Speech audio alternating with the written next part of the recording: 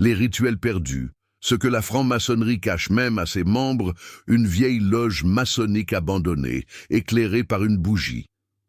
On parle souvent des francs-maçons, mais jamais de ce qu'on leur cache à eux-mêmes. Parce qu'il existe des rites oubliés, des niveaux interdits, des textes effacés des archives. Aujourd'hui, on plonge là où même les frères ne vont plus, les rituels perdus de la franc-maçonnerie, le grade 0, avant l'entrée. Avant même d'être initié, un homme passe un test, mais ce test change selon la loge. Parfois, il dure 3 jours. Parfois, il implique une simulation d'enterrement. Ce n'est écrit nulle part, mais c'est la porte vers l'invisible.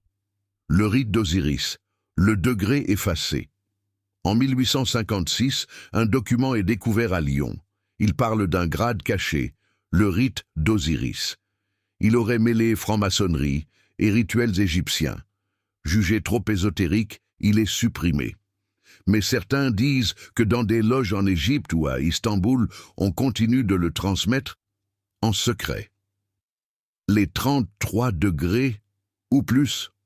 Officiellement, un franc-maçon peut atteindre le 33 degrés, mais certains prétendent qu'il en existerait un 34 et un 35.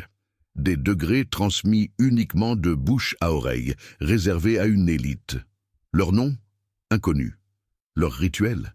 Jamais écrit. Leur pouvoir? Au-dessus des loges. La loge fantôme 1943. Seconde Guerre mondiale. À Varsovie, un groupe de résistants monte une fausse loge pour infiltrer les nazis. Mais après la guerre, aucun membre n'a reparu. Cette loge est aujourd'hui surnommée la loge fantôme. Certains croient qu'elle continue d'exister dans l'ombre. Le silence de la rupture.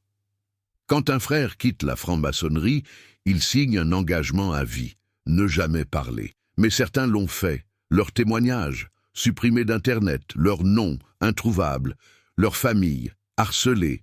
Pourquoi tant de silence, si ce n'est pour protéger des secrets plus vastes encore? Un compas qui tombe dans l'ombre, on dit que les francs-maçons sont partout. Mais la vérité, c'est qu'ils ne savent pas tout non plus. Parce qu'au sommet, il y a plus haut encore. Des noms, des rites, des vérités que l'histoire ne racontera jamais.